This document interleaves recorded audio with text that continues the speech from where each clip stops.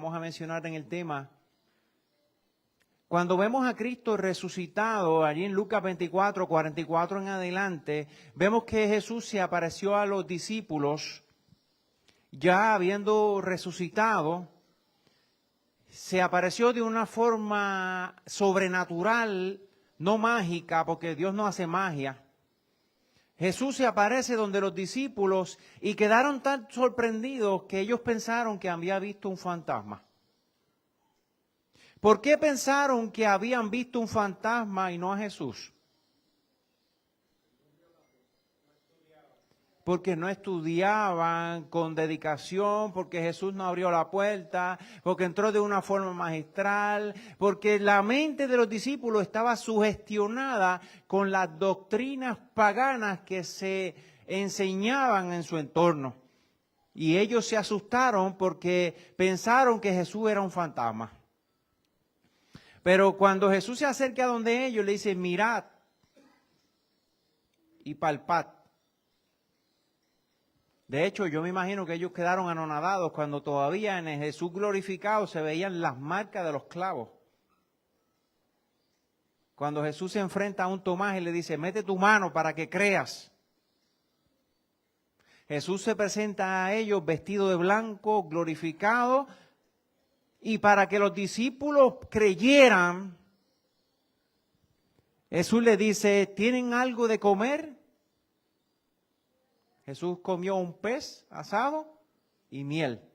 Ahora, esa escena, porque a mí me encanta, y yo diría que es una de mis favoritas, si no mi favorita, porque Jesús se muestra en carne y hueso, pero no en carne mortal, sino en carne ¿qué? Inmortal. Porque ya su cuerpo ha sido glorificado. Cuando Jesús se presenta donde los discípulos, ya Él ha ascendido al cielo, se ha presentado delante del Padre. El Padre aceptó el sacrificio de Cristo y todo fue entregado en las manos de Cristo. ¿Qué nos da ejemplo esto? De que cuando resucitemos no vamos a ser fantasmas que atravesaremos las paredes, no vamos a ser cosas, como dicen muchas personas por ahí. Nuestra esperanza como cristianos está fundada en la resurrección de Cristo, como dijo el apóstol Pablo, en la justicia de Cristo, porque toda la Biblia, desde el Génesis hasta el Apocalipsis, habla de un Cristo, porque Cristo es el Evangelio. Entonces, así como vemos a Cristo glorificado, con sus marcas todavía en las manos, con sus ropas blancas glorificado, así nos debemos ver a nosotros, porque esa es la esperanza que Dios ha reservado para nosotros. ¿Se extiende hasta allí? ¿Lo entendemos? Ahora la pregunta es, ¿lo creemos? ¿Le creemos a Dios? Esta mañana mencioné un sinnúmero de grupos, pero no mencioné a un grupo que está predominando y está creciendo, son los agnósticos. Los agnósticos, no sé ni pronunciarlo,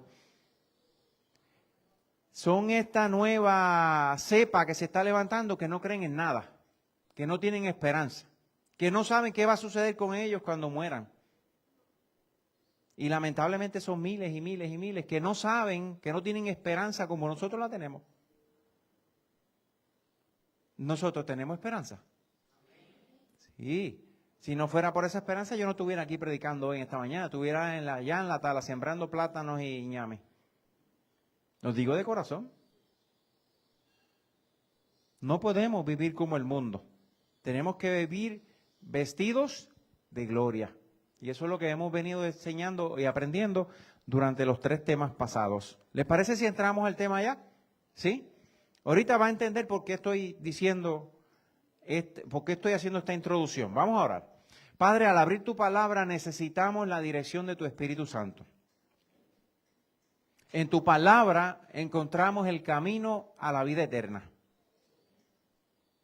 Y queremos, Señor, caminar por la senda de justicia para que en el día postrero podamos heredar la corona de la vida. Para poder heredar vestiduras blancas y vivir contigo por la eternidad. Lo pedimos en el nombre de Jesús. Amén. Amén. Bueno, En los temas pasados ya vimos cómo Adán y Eva fallaron a Dios, perdieron sus vestiduras de gloria, vimos cómo Babel cayó, cómo Egipto cayó, vimos cómo Jezabel cayó y vimos cómo de una forma magistral Dios nos quiere vestir para ser sacerdotes, reyes, sacerdotisas y reinas. Porque si somos hijos de Dios, somos hijos de un rey. Y por consecuencia somos ¿qué?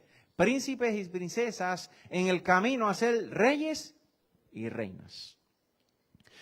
Como sacerdote o como sacerdotisa, somos llamados de parte de Dios porque Dios tiene propósito para con nosotros. ¿Cuál es ese propósito? Vida eterna. Escuché por ahí un eco que decía vida eterna. Pero también como sacerdotes llamados de Dios, Dios no solamente quiere concedernos la vida eterna, sino que Dios quiere que a través de nosotros otros puedan recibir la vida eterna. ¿Se entiende? Porque nosotros, al ser llamados sacerdotes, al ser llamados reyes o reinas o sacerdotisas, no solamente trabajamos por nuestra salvación, sino que a través de nuestra predicación diaria, nuestro testimonio, nuestra forma de vivir, nuestra forma de hablar, nuestra forma de comer, nuestra forma de vestir, le decimos a otros quiénes somos y cuál es nuestra esperanza. Anoche estuve con nosotros una jovencita llamada Cristal. Le digo jovencita a pesar de que es madre de 4 hijos, pero le digo jovencita porque inevitablemente cuando la vi bajarse de su auto, vi la luz de Cristo brillar en ella. Y vi a una joven perfectamente sencilla, con su pelo largo suelto, con sus gafas, su vestido normal. No vi orgullo, no vi vanidad en ella, vi la imagen de Cristo en ella. Por eso cuando la presenté como una sierva de Dios. Esa proyección es la que necesitamos llevar en nosotros para que otros puedan ver la luz de Cristo brillar en nosotros. ¿Qué sucedió en el Edén? Cuando Adán y Eva fallaron, automáticamente corrieron a esconderse. ¿Sí o no? ¿Qué hizo Dios? Génesis 3:9 declara que Dios dio el primer paso buscando al hombre, buscando a la mujer. Génesis 3:9 declara, hay una pregunta allí que dice, ¿dónde estás tú? ¿Quién fue el primero? ¿Quién fue el que tomó la iniciativa? Dios. Cuando usted va a Génesis 3:15, allí antes de venir el regaño, antes de venir el jalón de oreja, antes de venir la reclamación, antes de cualquier otra cosa, Dios hace una promesa a Adán y Eva. Y si quieren la podemos leer literalmente en la Biblia, Génesis 3:15. Vamos rapidito allí a Génesis 3:15. Y vamos a leer esa primera promesa, esa primera profecía que Dios declara a Adán y a Eva como esperanza. Esperanza. ¿Por qué como esperanza? Dice Génesis 3:15, y pondré enemistad entre ti y la mujer, entre tu simiente y la simiente suya. Esta te herirá en la cabeza y tú la herirás en el calcañar. ¿Qué le está diciendo Jesús a Adán y Eva? ¿Qué le está diciendo Dios a Adán y Eva? ¿Qué le está diciendo el Espíritu Santo a Adán y Eva? Tranquilos. Aunque reconozcan su desnudez, aunque se dieron cuenta que están desnudos, hay esperanza. Hay una solución. La simiente de la mujer. ¿Y quién es la simiente de la mujer? Dígalo duro. Cristo. Porque a pesar de que Satanás está haciendo una obra exageradamente fructuosa, Cristo en la cruz del Calvario venció a la muerte definitivamente. Cristo en la cruz del Calvario venció a Satanás por siempre. Cristo es vencedor y Satanás vencido. Eso es lo que Dios le está anunciando a Adán y Eva antes de ni siquiera haberlo regañado. Tranquilo, hay esperanza. Y cuando usted va a Génesis 3:21, dice que Dios vistió a Adán y Eva con túnicas de pieles. Ahora, como dije hace unos 2-3 temas atrás, ¿de dónde salieron esas pieles? Por primera vez en el Edén, donde todo era bueno en gran manera, llegó la muerte. Entró la muerte. Por amor. Tuvo que haber un sustituto para que Adán y Eva no murieran. Un corderito fue degollado por Adán y un corderito fue degollado por Eva. Ese corderito representaba ¿a quién? A Cristo. Y allí en Edén, Adán y Eva fueron perdonados de su pecado. Pero la cosa no quedó solamente ahí. Porque no fue suficiente expiar el pecado de Adán y Eva. Hubo que hacer ¿qué cosa? Vestirlos. Porque aquellas pieles que Dios preparó de aquellos dos corderitos y vistió a Adán y Eva, representaban ¿qué cosa? La justicia perfecta de Cristo. Porque Cristo no vino solo a la tierra a morir por nuestros pecados. Cristo vino, como vimos en la lección en esta mañana, Cristo vino a vencer donde Adán fue vencido. Para que por su vida perfecta, Cristo pudiera ser el Cordero de Dios que llevaba sobre sí el pecado del mundo y lo clavó en la cruz del Calvario. Ahora, ¿qué tiene que ver todo esto con lo que venimos hablando con las vestiduras de gloria? Lo tiene que ver todo. ¿Por qué lo tiene que ver todo? Porque dice o declara el apóstol Pablo, dice que donde Adán cayó, según declara el apóstol Pablo en 1 Corintios 15, versículos 45 al 47, dice que donde Cristo cayó, donde Adán cayó, Cristo venció. Ahora, ¿la vida de Cristo fue una vida color de rosa? No. Esos 3 años y medio de ministerio de Jesús fueron de altas y bajas, de sub y baja. El apóstol Pablo en Hebreos 5:8 declara, dice, por lo que Jesús padeció, aprendió la obediencia. Hebreos 5:8, si quieren lo podemos leer textualmente, para que no se me quede nada por decir. Hebreos 5:8, y me gustaría leer el versículo 9 también, de paso, porque nos va a venir muy bien para poder crear un cimiento sobre lo que vamos a trabajar en la mañana. Y creo que de aquí en adelante le vamos a meter el turbo, ¿le parece? ¿Sí? Hebreos 5:8, versículo 9, dice, y aunque era hijo, por lo que padeció, aprendió la obediencia. ¡Wow! Si nos detenemos allí un minutito y reflexionamos, porque era hijo, por lo que padeció, ¿aprendió qué? La obediencia. Versículo 9 dice, y habiendo sido perfeccionado, vino a ser autor de eterna salvación para todos los que le obedecen.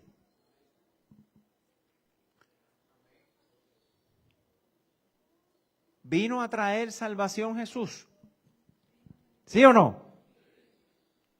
¿Le costó un alto precio traer esa salvación? Sí. El Rey del universo, el creador de todo, vino a la tierra, se hizo hombre, habitó entre nosotros y los suyos, como declara Juan 1, lo ignoraron, lo despreciaron, lo crucificaron. Inevitablemente cuando pienso en estas escenas me pregunto, si Cristo viniera a la tierra hoy y caminara entre nosotros, ¿la historia sería diferente? ¿Lo conoceríamos? Juan 1:11 dice, a los suyos vino y no lo conocieron. Si Cristo caminara entre nosotros hoy, ¿lo conoceríamos? De hecho, le voy a pedir a Katia, yo le pedí a Katia un favorcito y yo le envié una foto. Allí hay un tipo vestido engalanadamente, hay dos hombres allí. Está ese hombre vestido engalanado, parecido al pastor hoy, ¿verdad? Miren el otro, dale, vuelve al otro, Katia, y miren a ese. Si ustedes fueran a decirme, y si pudiéramos mover la cámara para que la cámara captara la foto, si miramos esas dos fotos y usted es sincero conmigo, realista conmigo, ¿en cuál de las dos proyecciones usted ve a Cristo Jesús? ¿En esa o en la anterior? Katia, si puedes ayudarme. ¿Dónde usted ve a Cristo reflejado? Seamos sinceros. Yo veo esa foto y me dan hasta ganas de quitarme la chaqueta y la corbata. Sí, lo confieso delante de Dios. Usted me va a ver aquí así los sábados vestido solamente. No me va a vestir así nunca. No porque sea mala la vestidura. Porque yo me siento muy bien con mi chaquetita barata, ¿verdad? Pero ¿qué quiero decir? ¿Qué quiero decir? Cuando usted piensa en Cristo Jesús, vino a la tierra, se hizo hombre. ¿Dónde nació? En un establo, en un pesebre, en el comedero de las vacas. Cuando creció, caminó en una chancleta, en una humilde ropa. Cuando entró en su entrada a Jerusalén, victorioso, entró en un burro. No entró ni siquiera en un caballo. ¿Qué está proyectando Jesús en todo el sentido de su vida? Humildad, dependencia de Dios, sencillez. Se proyecta a las personas, porque tal vez si usted me ve vestido así, con la cara de ¡pup! Que yo pongo a veces, porque mucha gente me dice, pastor, que usted tiene una cara tan seria. Si usted me ve así en la plaza pública de Moca, usted pensará, ese tipo es... Vamos a dejarlo ahí. ¿Me hago entender? Ahora, cuando usted va más allá y usted entra más profundo en la palabra de Dios, vamos por aquí para que no se me quede nada. Lo tengo aquí, pero no quiero que se me quede nada, ¿ok? Cristo se hizo completamente hombre. ¿Estamos de acuerdo? ¿Sí o no? Porque yo escuché a un adventista del séptimo día una vez decir, es que Cristo era Dios y por eso se le hizo fácil vencer el pecado. Pero sin embargo, cuando usted va a la Biblia y usted lee en Filipenses capítulo 2, versículos 6 al 9, usted va a ver que Cristo se hizo completamente hombre. Eso declara el apóstol Pablo. Cuando usted va a Juan 1:14, va a ver que Cristo caminó entre nosotros, comió entre nosotros, vivió entre nosotros, lloró con nosotros. Cuando usted va a Hebreos 4:15, usted va a ver que Cristo, declara el apóstol Pablo, que Cristo fue tentado en todo. O sea que no hay una tentación que usted esté enfrentando en su vida que Cristo no la haya enfrentado. Porque el apóstol Pablo dice, fue tentado en todo. En Isaías 53, versículo 3, declara que Cristo sufrió por amor a nosotros. Ahora, si usted me dice a mí que usted ha sufrido más que Cristo en la última semana de la pasión, yo me voy a quitar el sombrero delante de usted. Humillado, maltratado, despreciado. 40 latigazos, la humillación de los soldados, la humillación del pueblo, lo apedrearon y no conforme con eso lo clavaron en un madero como el más maldito de todos los ladrones. Pastor, ¿por qué usted dice eso? Porque fue clavado en la cruz del centro, ¿sí o no? ¿Qué significaba eso? Que era el más maldito de todos. Y por si no fuera suficiente, desnudo. Porque en las películas lo ponen con un taparrabo, pero realmente Jesús fue crucificado desnudo. En Romanos 5, versículos 18 y 19 dice que Cristo venció donde el hombre fracasó. ¿Fracasó Adán? ¿Fracasó Eva? Pero Cristo fue vencedor. Porque como dije en la introducción del tema, Cristo no solo vino a morir por nuestros pecados. Cristo vino a vivir una vida de perfecta obediencia. Ahora, esa perfecta obediencia, esa vida perfecta que vivió Cristo, ¿fue por sentirse un esclavo de Dios? No. ¿Por qué fue? Por amor. Y eso tenemos que tenerlo bien en claro. Servir a Dios no es un acto de esclavitud, no es un acto de obligación. Cristo sirvió a Dios por amor. Cristo sirvió a Dios por amor a ti, por amor a mí. Cristo sirvió a Dios libre y voluntariamente porque Cristo podía decidir no obedecer a Dios. Así tú y yo podemos decidir si obedecemos a Dios o no obedecemos a Dios. Es simple y sencillo. Nosotros podemos decidir. Es que a mí me gusta este mundo. Tengo mi casita paga, tengo mi carro, no tengo ninguna enfermedad, no tengo deuda. Y si tengo deuda, el sueldo del trabajo me da para pagarla. Yo no necesito la iglesia. Yo no necesito nada de Dios. Yo puedo vivir mi vida como decía un amigo mío, como me venga en gana. Pero atente a las consecuencias de elegir, porque entonces cuando te separas de Dios y decides vivir como te da la gana, hay un enemigo que no le gusta que estemos bien y qué va a hacer con nosotros. Ahora, Cristo vivió en plena humildad. ¿Estamos de acuerdo? ¿Sí o no? Filipenses capítulo 2, versículo 7. Cristo vivió una vida de pureza y de santidad. Primera de Pedro, capítulo 2, versículo 22. Cristo vivió una vida de obediencia perfecta al Padre. Filipenses, capítulo 2, versículo 8. Cristo vivió en reverencia delante de Dios. Hebreos, capítulo 5, versículo 7. Cristo fue un hombre compasivo, según lo demuestra Marcos, capítulo 9, versículo 36. Cristo era un hombre con dominio propio. Primera de Pedro, capítulo 2, versículo 23. Si no hubiese tenido dominio propio, ¿qué usted cree que hubiese pasado, verdad? Y Cristo fue completamente fiel a Dios. Segunda de Timoteo, capítulo 2, versículo 13. Estoy mencionando las citas porque no nos da el tiempo de leerlas todas.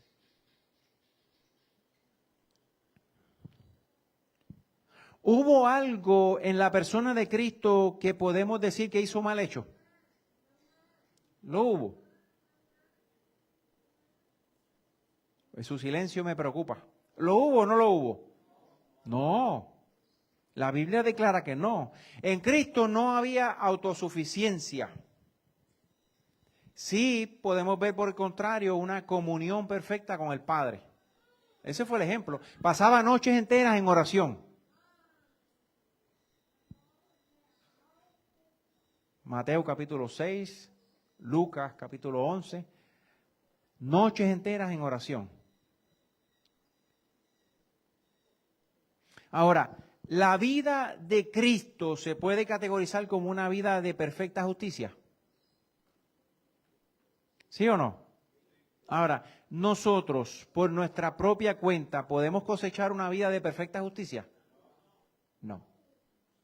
Entonces, ¿qué opción tenemos? Ir a Cristo. Entonces, cuando vemos la vida, el ministerio de Cristo, lo tenemos que ver más como el simple perdón de nuestros pecados. Lo tenemos que ver como aquel que quiere vestirnos de su propia justicia, para que vestidos de su propia justicia nosotros podemos ser presentados justos delante de Dios. No hay otra forma. El apóstol Pablo en Romanos 13:14 dice: vestidos del Señor Jesucristo y no provea para los deseos de la carne. ¿Qué sucede cuando estás vestido de Cristo? ¿Vives en la carne o vives en el espíritu? En el espíritu. ¿Y qué sucede cuando vives en el espíritu? ¿Vives para vida eterna o vives para muerte eterna? Vives para vida eterna. Ahora, ¿qué sucede cuando estás en la carne? ¿Vives para vida eterna o vives para muerte eterna?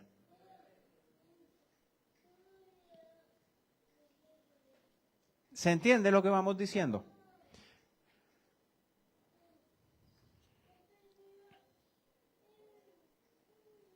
La sangre de Cristo nos limpia de todo pecado y toda maldad. ¿Es un pensamiento bíblico? ¿Sí o no? Sí. Es lindo ir a los pies de la cruz, reconocer que Cristo murió en la cruz, y es lindo reconocer que por su sangre somos limpios. Pero no queda ahí. Justificación es lo que nos da la cruz.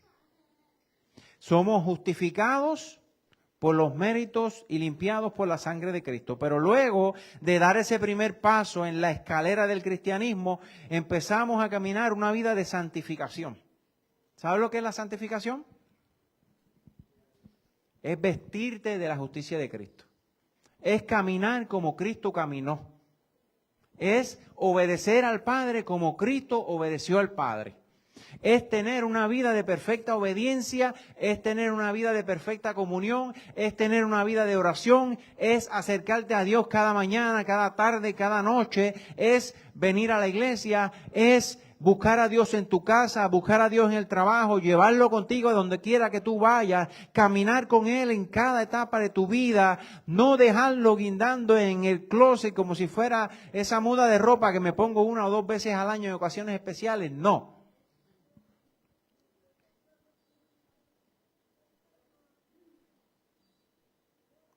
Porque yo me encanta orar por las personas, pero me frustra cuando esta persona que vivió se acercó a mí con un diagnóstico de cáncer. Pastor, necesito que ore por mí.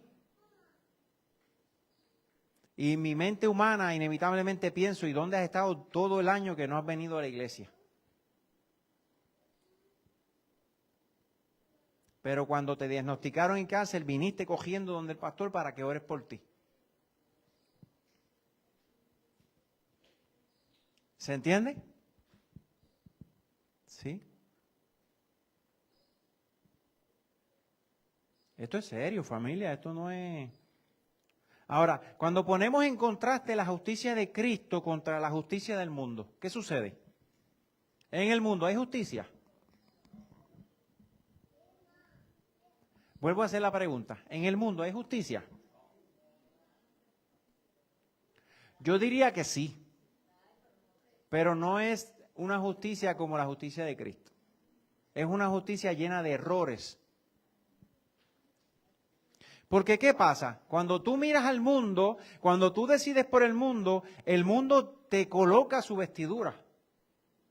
Sí, no lo sabía. El mundo te viste. El mundo te viste. ¿De qué te viste el mundo? El mundo te viste de orgullo. Te viste de autosuficiencia. Te viste de exaltación propia. Te viste de apariencia, de sensualidad, de validación humana. El mundo también ofrece vestiduras, pero verdaderamente es el mundo el que te está ofreciendo esas vestiduras. ¿Quién es? Es el enemigo. ¿Quién le hizo creer a Nimrod que construyendo una torre que llegaría al cielo ellos serían salvos? ¿Quién le hizo creer eso? Satanás.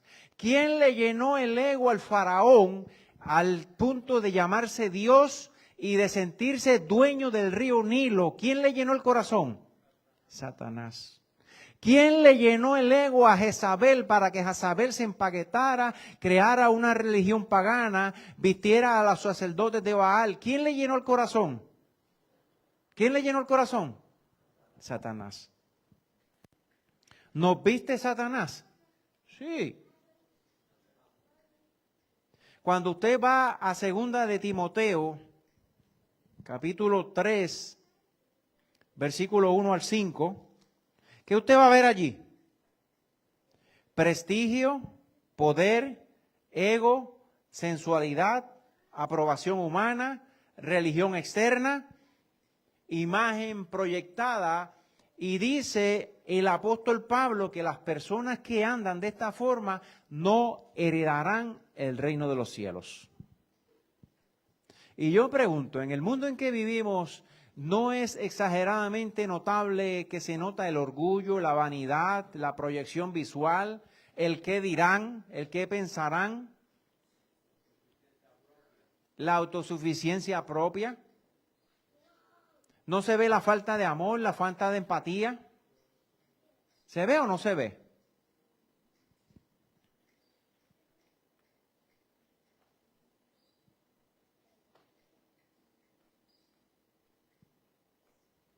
Sin embargo, cuando miramos a través de Cristo, vemos que en la justicia de Cristo recibimos ¿qué? ¿Qué recibimos en la justicia de Cristo? Vida eterna. ¿Y cómo recibimos esa justicia en nuestras vidas?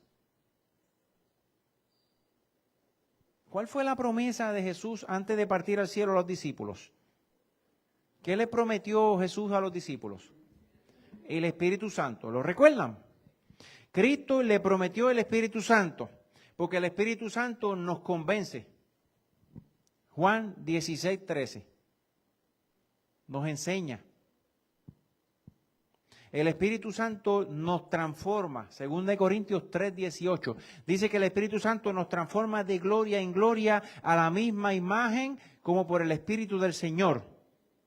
¿Qué significa de gloria en gloria? Significa que el Espíritu Santo transforma nuestro carácter. Gálatas capítulo 5. Vamos a leer un momentito allí.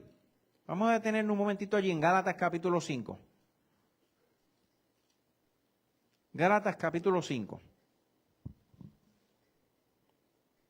Allí hay un contraste definitivamente marcado entre lo que es el fruto del Espíritu y las obras de la carne. ¿Me permiten leer desde el 19? Gálatas 5, 19 al 23. Y quiero que noten el contraste entre las dos características que enuncia el apóstol Pablo. Dice, y manifiestas son las obras de la carne que son adulterio, fornicación, inmundicia, lascivia, idolatría, hechicería, enemistades, pleitos, celos, ira, contienda, disensiones, herejías, envidias, homicidio, borracheras, orgías y cosas a estas semejantes, las cuales le amonesto que, como ya lo he dicho antes, los que practican tales cosas no heredarán el reino de los cielos. ¿Se ve hoy la avaricia? ¿Sí o no? ¿Se ve el adulterio? ¿Se ve la fornicación? ¿Qué sucede con las obras de la carne? Usted puede manifestar cualquiera de ellas y usted inevitablemente estará como perdido. A menos que, como Guaco siempre enfatiza, en el último instante tengas la oportunidad de arrepentirte y le entregues tu vida por completo al Señor. Ese último segundo que ha salvado a tantas personas. Pero no todas las personas tienen ese último segundo. Ojo, no espere ese último segundo para arrepentirse. Ahora, por el contrario, el apóstol Pablo dice, versículo 22, mas el fruto del Espíritu es ¿qué? Amor, gozo, paz, paciencia, benignidad, bondad, fe, mansedumbre, templanza. Contra tales cosas no hay ley. Cualquier parecido con la escuela sabática de Olguita es obra del Espíritu Santo. ¿Qué pasa con el fruto? ¿Qué pasa con el fruto? Las obras es plural. El fruto es singular. O sea que si tengo amor y soy celoso, si tengo amor y soy envidioso, si tengo amor y soy fornicario, Si tengo amor y soy adúltero, ¿me van entendiendo? ¿Sí o no? Pastor, usted vino a explayar hoy. Amor, gozo, paz, paciencia, benignidad, mansedumbre, templanza, dominio propio. ¿No son esas las características de Jesús? ¿Sí o no? Entonces, ¿qué es lo que venimos diciendo? Que necesitamos ser revestidos de Cristo. Gálatas 3:27, el apóstol Pablo dice, necesitamos ser revestidos de Cristo. Romanos 13:14, el apóstol Pablo dice, necesitamos ser revestidos de Cristo. ¿Qué es lo que significa ser revestidos de Cristo? Significa que necesitamos reflejar en nuestra vida amor, gozo, paz, paciencia, benignidad, bondad, fe, mansedumbre, templanza, porque contra tales cosas no hay ley.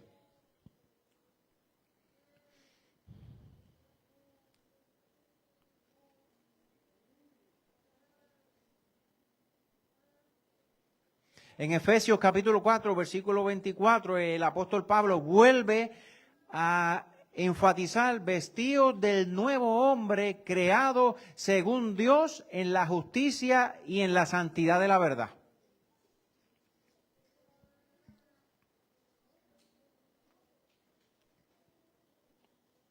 Ahora yo me pregunto, inevitablemente, tanto el viejo hombre en la carne como el hombre nuevo en el espíritu tienen una forma diferente de hablar.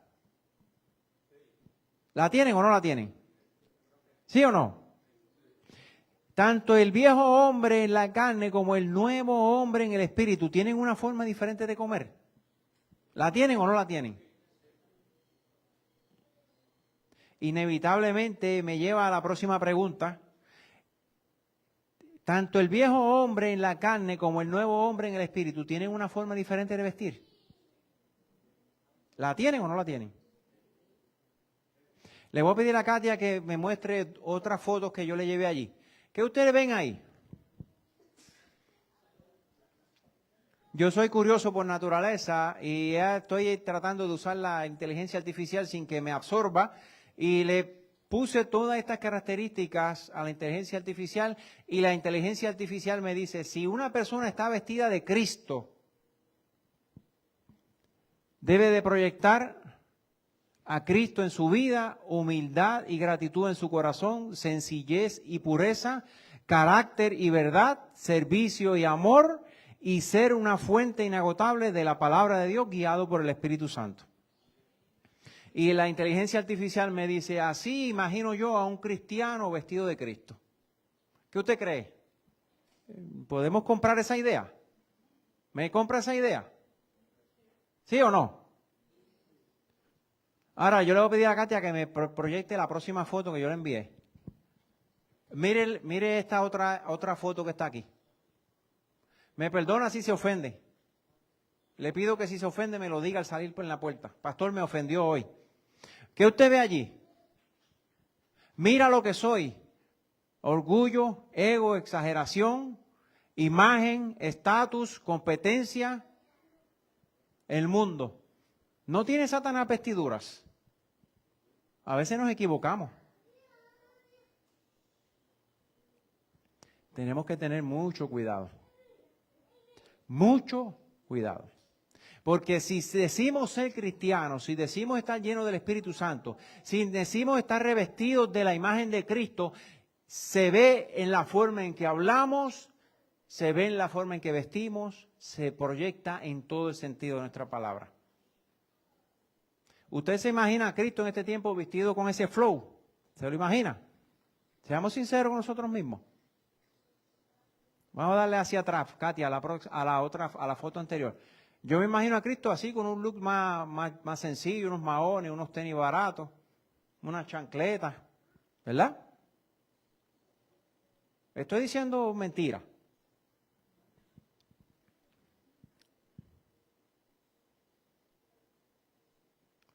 ¿Cuál es lo que estima a Dios en un cristiano? ¿Qué es lo que busca a Dios en un cristiano? ¿Qué es lo que espera Dios?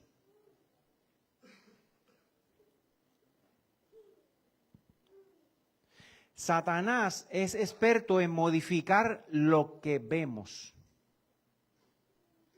Pastor, ¿qué usted quiere decir con eso? Bueno, que con lo que vemos, tapamos lo que no vemos. ¿Recuerda el ejemplo que yo le di hace como 2 temas atrás de la joven aquella bien vestida que se acercó a este servidor y cuando traté con ella estaba más vacía? ¿Saben a lo que me refiero?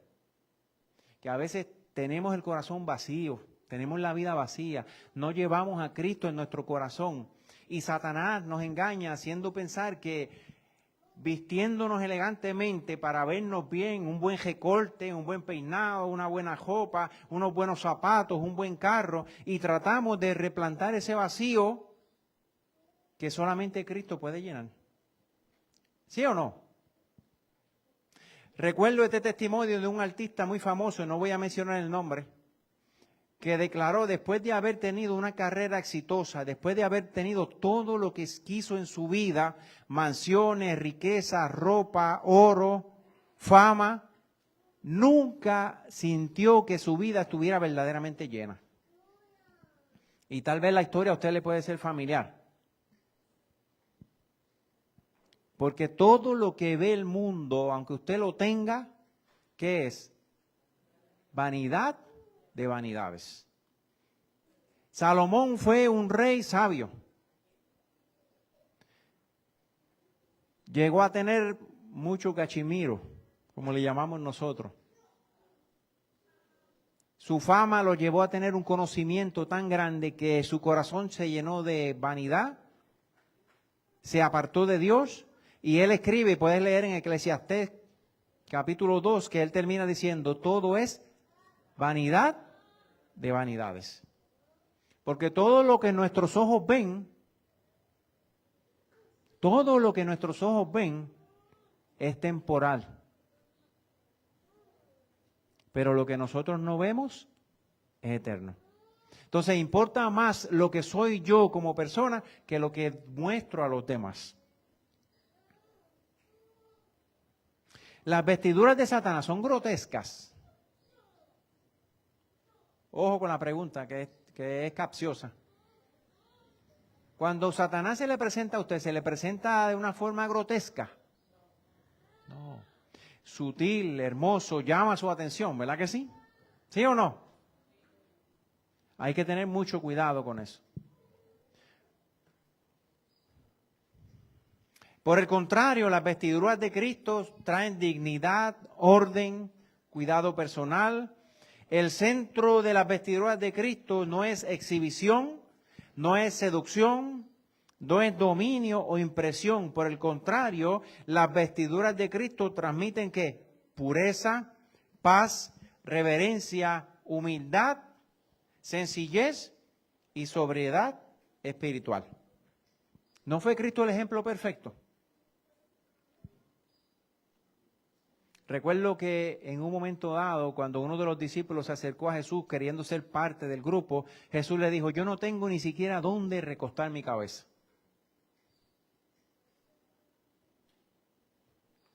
Jesús dormía donde lo cogía la noche.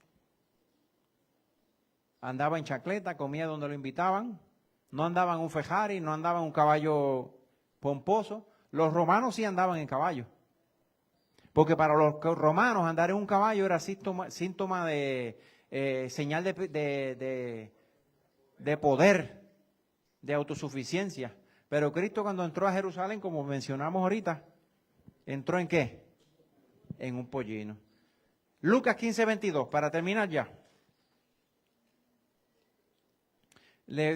Vamos a dejar esto con 3 puntos suspensivos y en el próximo tema añadimos otras cositas que Dios quiere que sepamos. Lucas capítulo 15, versículo 22. Lucas capítulo 15, versículo 22. Dice, pero el Padre dijo a sus siervos, sacad el mejor vestido y vestidle, poner en su mano un anillo y calzado en sus pies. ¿Recuerdan esa historia? ¿La recuerdan? La historia que normalmente llamamos la historia del hijo pródigo. pero esa historia llevaría un nombre mejor. La historia del Padre amoroso. Porque cuando usted lee la historia, lo que se habla en acento remarcado y en importancia es del Padre. ¿Quién recibió al Hijo? ¿Quién vistió al Hijo? ¿Quién le proveyó zapatos? ¿Quién le preparó una fiesta? ¿Quién le dio un anillo? ¿Quién lo recibió, lo abrazó y lo besó cuando estaba sucio y andrajoso? El Padre. ¿Quién le devolvió todo después que se había ido y lo había malgastado? El Padre. ¿De quién habla la palabra? Del Padre. ¿Está dispuesto el Padre a vestirnos? Sí. ¿Qué hizo con el Hijo? Le separó el mejor vestido. ¿Y cuál es el mejor vestido que Dios nos puede dar a nosotros? La justicia de Cristo. Y ese vestido, al final de la historia, se transformará en las vestiduras blancas que hemos visto tema tras tema en Apocalipsis 7, 9 y 10. Una gran multitud vestida de blanco. ¿Quieres ser parte de la gran multitud? ¿Quieres ser vestido de blanco? ¿Quieres vivir por la eternidad? Vamos a tener esta oración. Vamos a colocarnos en pie.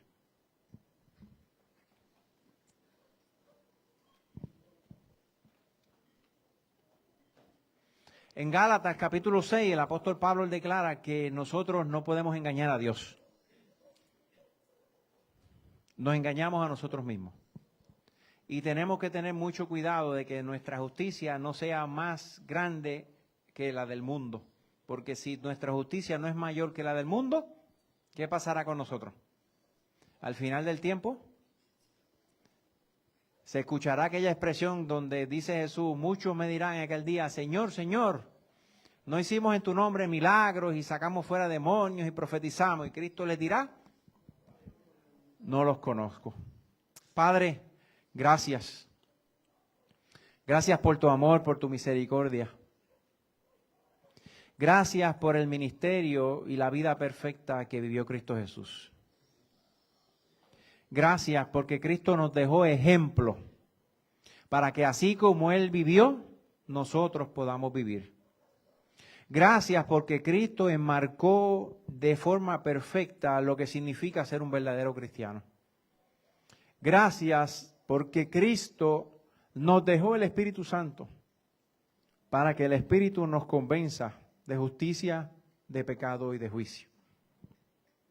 Gracias, Señor, porque a través de tu palabra podemos ver lo que es un ser y vivir como un verdadero cristiano.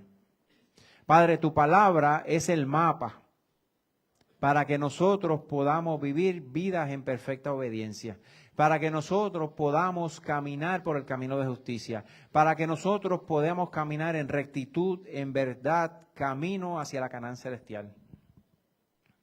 Padre, convéncenos, guíanos, llénanos con tu Espíritu, capacítanos, prepáranos, cámbianos, modélanos a la imagen de Cristo. Permite, Señor, que hoy al salir de este lugar salgamos, Señor, confiados de que tú has hablado a nuestros corazones, Padre. Lo pedimos en el nombre de Jesús. Amén, amén, amén.